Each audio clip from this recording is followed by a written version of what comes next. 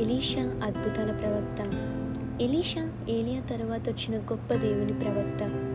ఏలియా పరలోకానికి తీసుకుపోయినప్పుడు అతని మేలు ఎలీషాకొచ్చింది.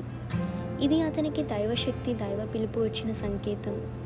ఎలీషా జీవితంలో అనేక అద్భుతాలు జరిగాయి.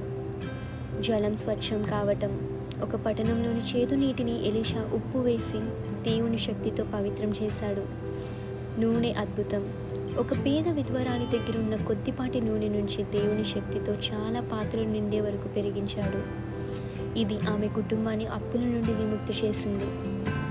మొనేమియా స్త్రీ కుమారుని పునరుద్ధరణ. ఒక దయగల స్త్రీకి దేవుడు బిడ్డనిచ్చాడు.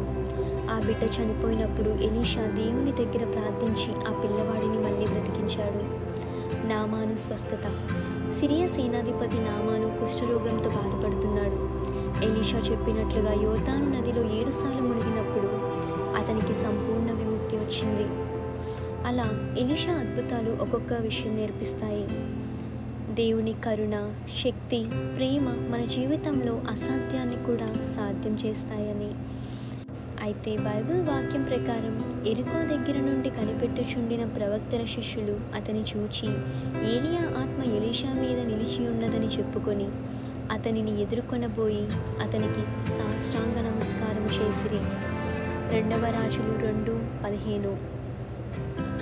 అయితే దేవుని నమ్మిన వారికి ఆయన ఎన్నో ఆశీర్వాదాలు, ఎన్నో అద్భుతాలు చేస్తాడు.